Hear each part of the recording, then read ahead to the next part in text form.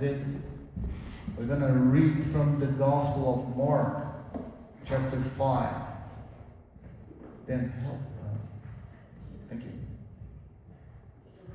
It's a long text. Oh, it's a long text. It's a big narrative, and there are a lot of lessons in this narrative. But I would like to point out some important things regarding faith in our lives.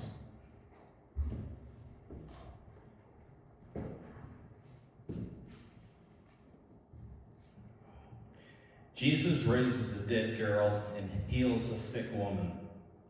When Jesus had again crossed over by the boat to the other side of the lake, a large crowd gathered around him while he was by the lake. Then one of the synagogue leaders named Jairus came, and when he saw Jesus, he fell at his feet. He pleaded earnestly with him, "My little daughter is dying. Please come put your hands on her so that she will be healed and live." So Jesus went with him. A large crowd followed and pressed around him, and a woman was there who had been subject to bleeding for 12 years. She had suffered a great deal under the care of many doctors and had spent all she had, yet instead of getting better, she grew worse. When she heard about Jesus, she came up behind him in the crowd and touched his cloak, because she thought, "If I just touch his clothes, I will be healed." Immediately her bleeding stopped, and she felt in her body that she was freed from her suffering. At once, Jesus realized that power had gone out of him. He turned around in the crowd and asked, "Who touched my clothes?" "You see the people crowding against you," his disciples answered, "and yet you can ask, 'Who touched me?'" But Jesus kept looking around to see who had done it.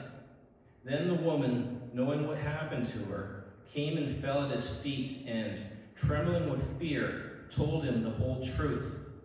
He said to her, "Daughter, your faith has healed you.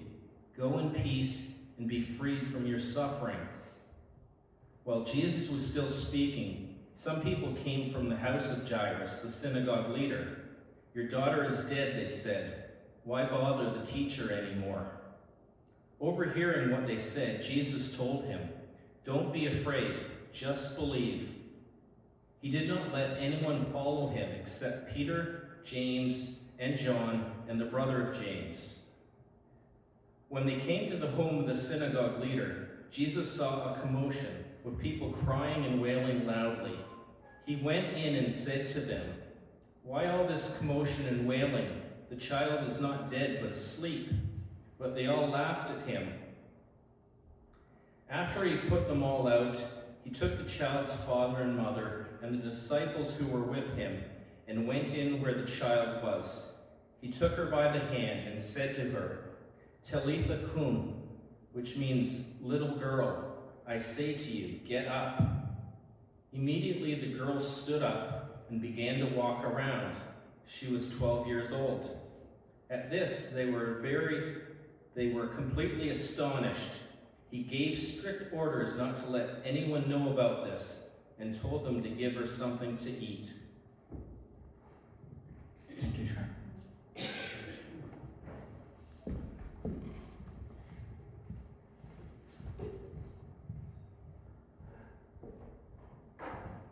Emergency rooms are interesting places because regardless of the hospital you're in, they can be transformed from calm places, especially Sunday morning and Saturdays early in the morning, into chaotic places.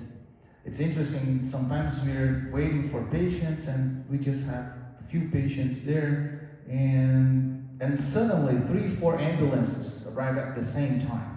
And usually one of those ambulances is bringing a cardiac arrest. And it's interesting because we think, why those ambulances get here all together? They could have, waited, one in the morning, other in the afternoon. But that's now how hospital works. In Brazil works like this, and I believe that here is the same thing. And it's interesting that along with the patients, imagine 4 ambulances coming. There are 4 families coming with the ambulance, and you have to talk to the family at the same time, not at the same time, but after solving the most urgent problem in the emergency room. And it's chaotic sometimes. It looks like this sometimes. This is a emergency room by the time of COVID, but it doesn't need to have a pandemic happening for an emergency room to be like this. And this day in Jesus' ministry was something like this. It was a kind of a busy day and a chaotic day. We have 2 different people, both in despair because of sickness, and in a crowd surrounding Jesus and the disciples.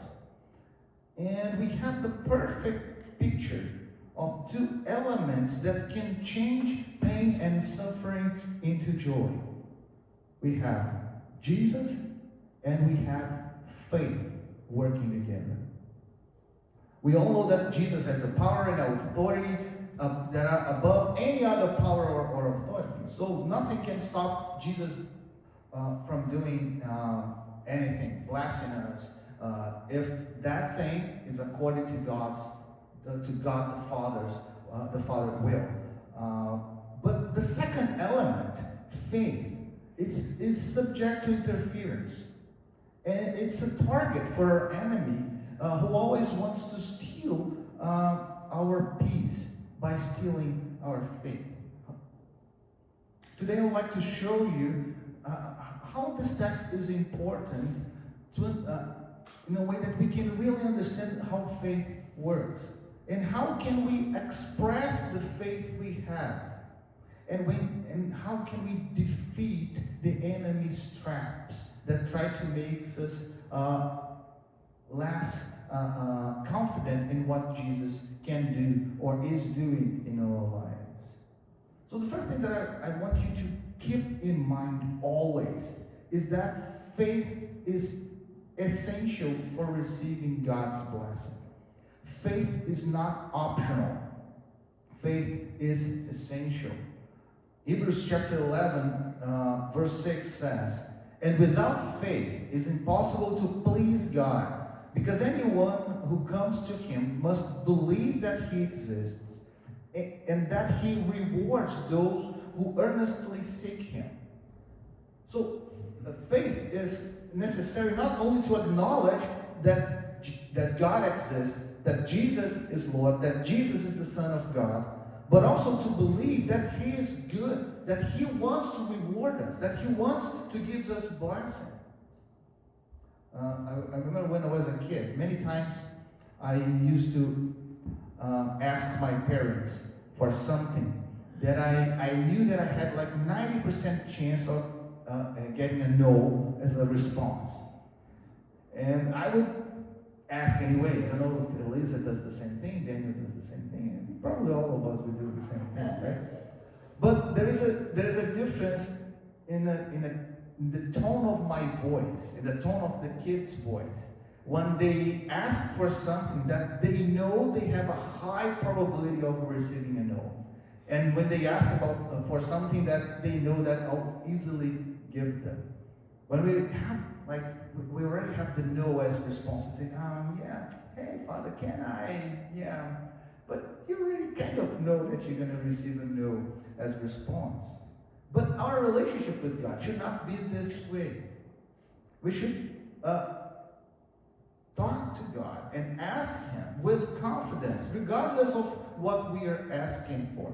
Of course, you should not ask for something that you know that is wrong. Obviously, you receive a no as response. So don't even ask for God to do something that is immoral or something that is against God's own character, right?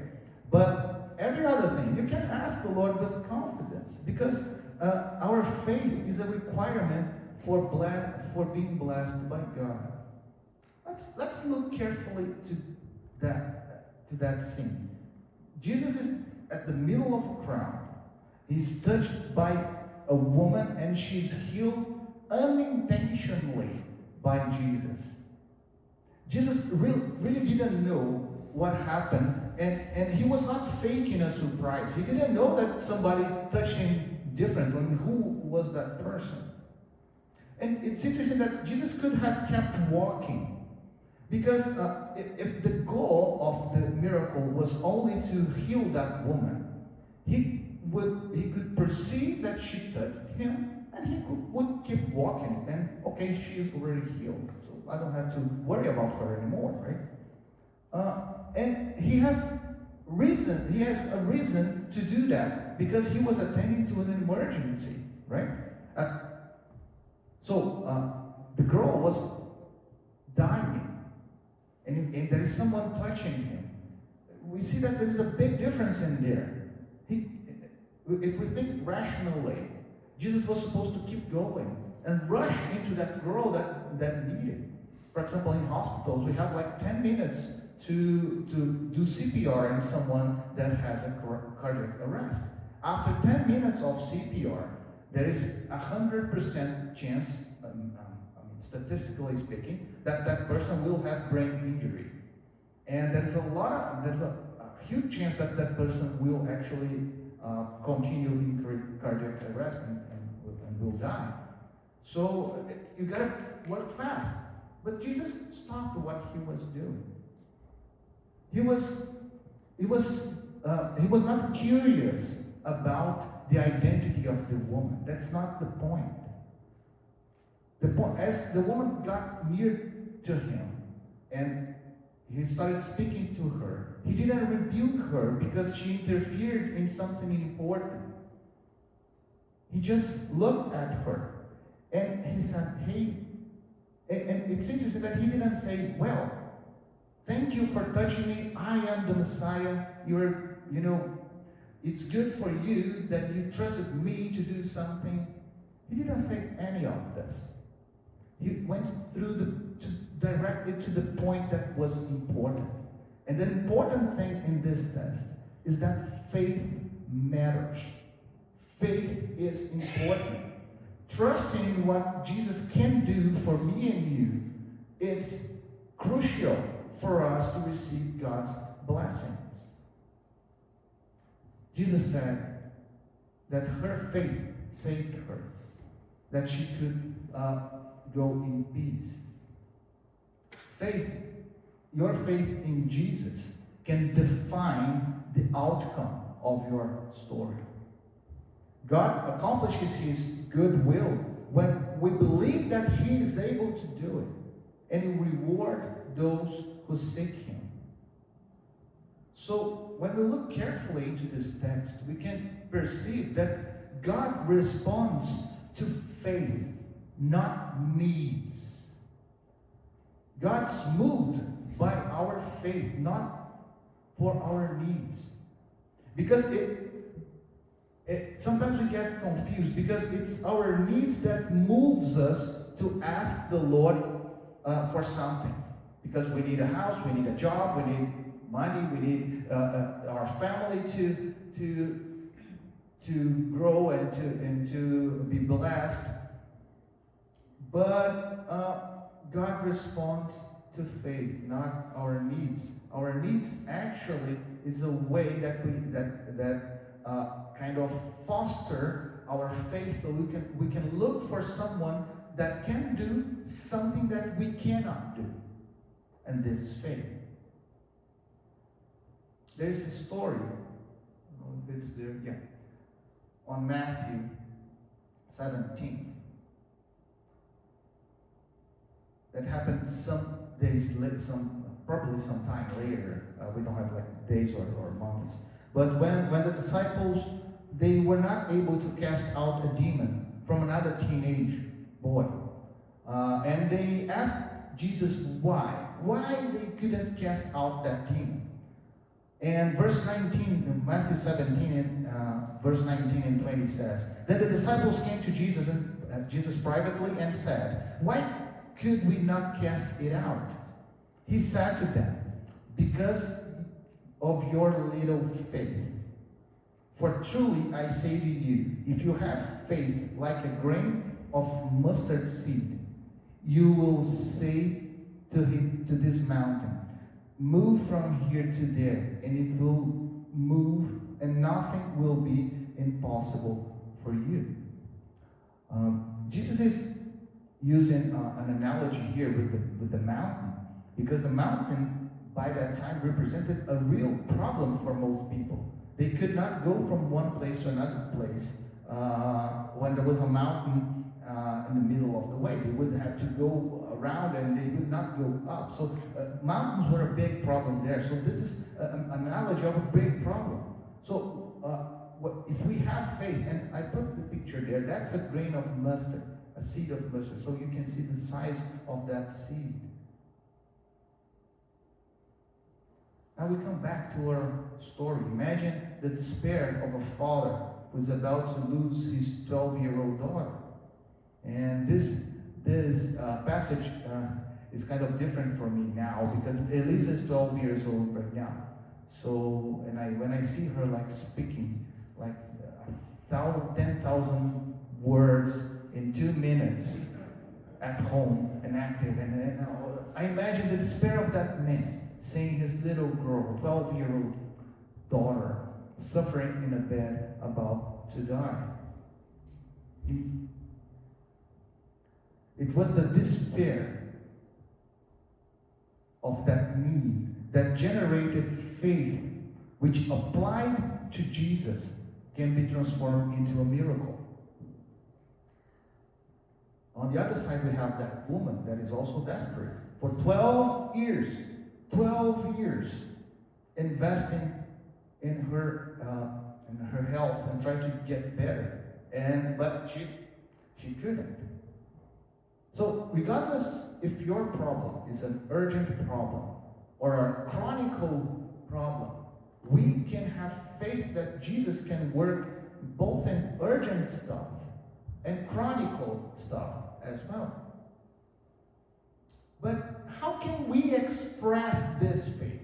How can we express our faith in Jesus, that we believe that He can do what we can't? So when we look at Jairus was a synagogue leader. And Jesus was a troublemaker for the synagogue, because he used to preach and teach things that the Pharisees, they really didn't like. He preached, and he used to work on Saturdays, and this was not something that they liked as well. But when the things got difficult, Jairus went to Jesus to ask for help. Verse 22 says, "Then one of the synagogue's leaders named Jairus came, and when he saw Jesus, he fell at his feet. He pleaded earnestly with him." Jairus was not concerned about his position, about his reputation, about his religiosity, about what other Pharisees or other religious leaders would think of him, because he was actually, the act of bowing down at Jesus' feet was worship. How can someone from the synagogue would bow to a man, not the Lord as the Yahweh, as they thought in the synagogue? So expressing publicly that we trust in Jesus is exercising faith. It's a way to exercise faith. That woman as well did everything she could to be healed. And she expresses her faith through her perseverance long before meeting Jesus. Some people look at this text and see that the woman spent a lot of money with doctors and think, well, so I should only pray, because she spent a lot of money with doctors and she lost everything. So if I just pray, it is enough. I don't need to go to the doctor and find someone there that could help me. This is not what is implicit in the text. Actually, it's the other way around. The fact that that woman lost everything with the doctor does not imply that we should not go to the doctor. It implies that she invested everything she could in finding healing. She was not passive, waiting for God to do something. She started what she could do, And this is an evidence of her perseverance. For 12 years, she persevered to try to find a cure. And faith is always linked with perseverance. There is no faith when we don't persevere in something. And I would say that every impossible is composed and has in it many possibles. There are parts then. There are parts of our impossibles that we can through the possibles get to the impossible. That woman had a multitude of people between her and Jesus, and she's knit through the crowd with the certainty that she could be healed by touching him, by touching his garments. And that was all that she could do. But she did what she could do. This is an active faith expressed to Jesus. And the result of that active faith is blessings, is a miracle. Jesus taught at the Sermon on the Mount, Matthew 7 and 8. Jesus said, "Ask and it will be given to you. Seek and you will find. Knock and the door will be opened to you. For everyone who asks receives, the one who seeks finds, and the one who knocks, the door will be open." It's interesting that Jesus didn't say, ask, sit, and wait. It's not what Jesus says. Our prayer sometimes is, and it should not be. It's like a call to a call center. When we have a problem with our phone or any of our bills, we call and we ask for someone to solve our problem, and they usually put us on hold, right? Oh, let me see what you have here. And that song keeps playing, and we sit there and we're waiting for the person to solve our problems. With God, it's different. He says, seek and you find. Knock and it will be open. So doing something is expressing our faith. Of course, that we ask the Lord to guide us which door we should knock, which way we should go. But we should not get stuck in that thought that, oh, God knows what I'm going through, so He will provide what I need, and we get seated in the same place. If you need healing, go to the doctor. Ask the doctor, because God probably will use the doctor to help you out. If you need money, okay, let's work out. See a different career, do something different. Study or do something. We cannot treat God as a call center that we call, seek, and wait. This is not how it works. And the promise for those who go and actively express their faith is that God will help you. He will reward you. Because this is a promise from the Lord. Go to the next one then. Every impossible is composed of many possibles. Next one then. Sometimes you see that the impossible is square, but we can do something round. Next one then. And then the possible is inside the possible. God will do the orange part. The blue part is our responsibility. Because there are a lot of possible things that we can do. And God will work through those things to do what we cannot do.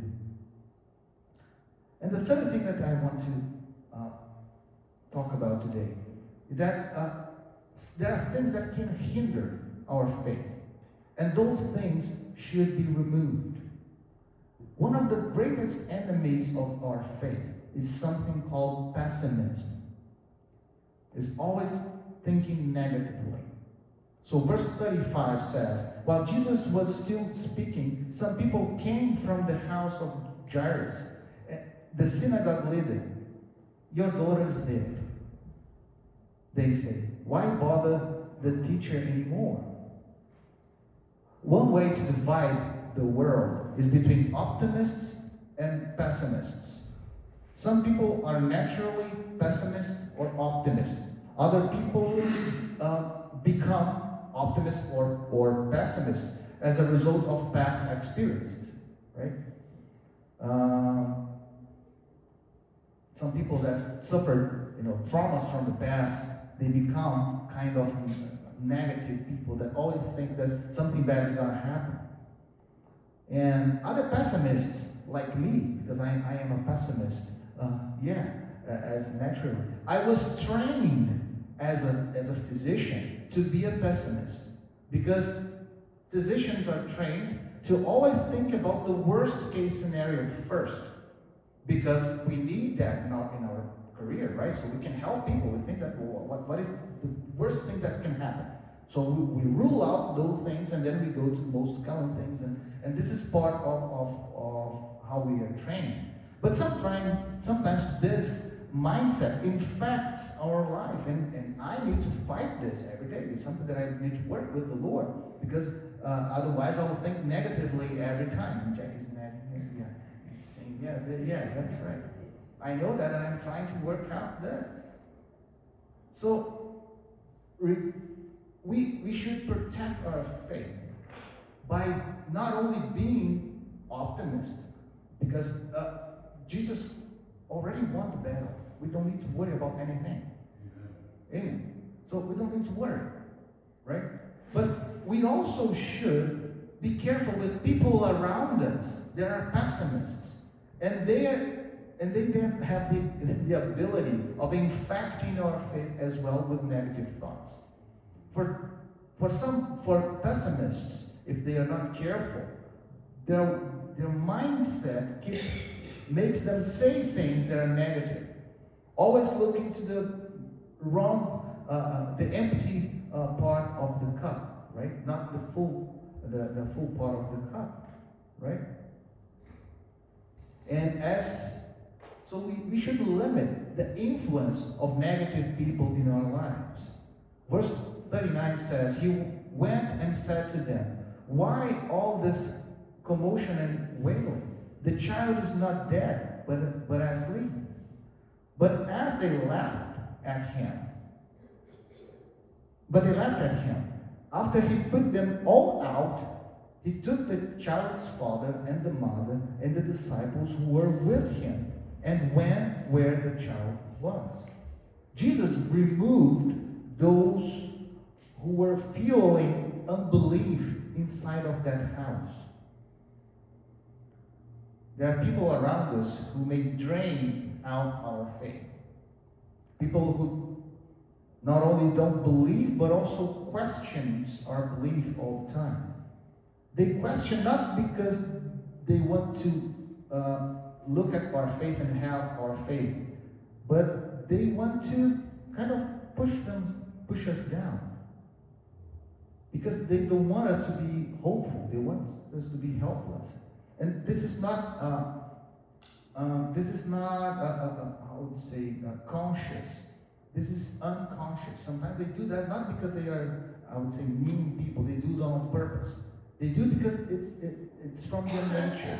They work that way. So surround yourself with people with strong faith. People who have already experienced Jesus' power in their lives. So they can share with you the hope that they have and strengthen your faith. Same thing with social media. Because nowadays you don't need to know someone to get influenced by that person. Actually, there's a career nowadays called influencer, right? So be careful who is influencing you. Where in your social media you're looking to videos and material there. It's interesting because if you click one time into something negative, the algorithm will bring a lot of things that are negative into your timeline, and it will keep pulling you into a negative state that can drain out your faith. So we can limit the influence of the world in our life, the negativity of the world in our life as well. But look at this whole episode. It looks really chaotic. When you read the text and you imagine the circumstance, what was going on, there is chaos there. And Jesus was the only hope for Jairus and that woman. Both of them faced that multitude to reach Jesus. Both fought their own limitations. And sometimes our lives also look chaotic. Problems everywhere, family, business, work, studies. There is nothing in the right place as we look at those things. Sometimes we have people that we love that are just close to us, and their life is a mess. Problems everywhere. And we try to help, but there's so many issues that we don't know where to start, because there are a lot of stuff that's really messy. Don't freak out. Jesus can work even in the midst of chaos. He can go to what is more important first. He can fix what is more important first. He can go to the second, the third problem, the fourth problem. He can do what we can't do. We should focus as disciples of Christ on what matters. So we need to seek help from the right person, Jesus. He will bring clarity and show that what we have to do. Last one day.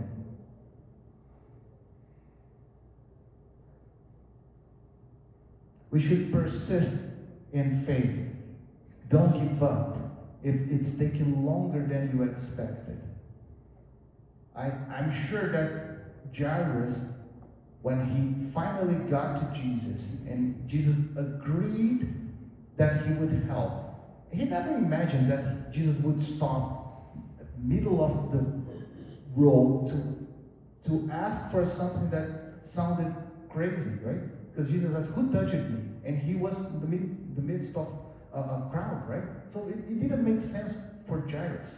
And there are things that God is going to do in between our request and the miracle that won't make sense.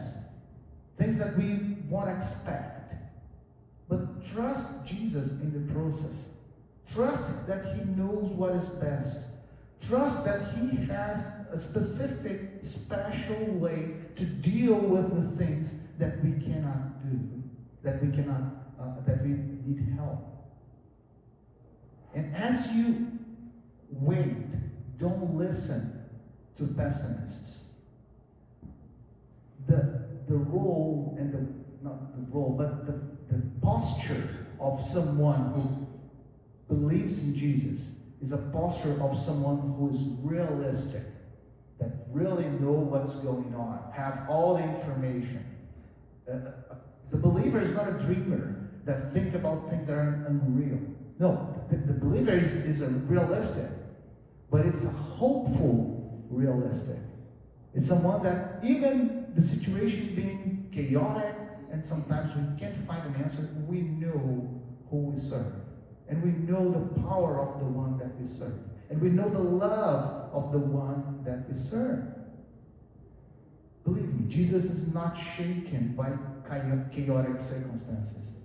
He will be glorified after doing the impossible, as we do what is possible.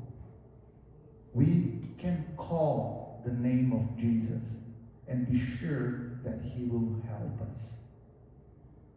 Amen? Amen. Let's do this now, calling the name of Jesus as we sing the song. Let's sing together.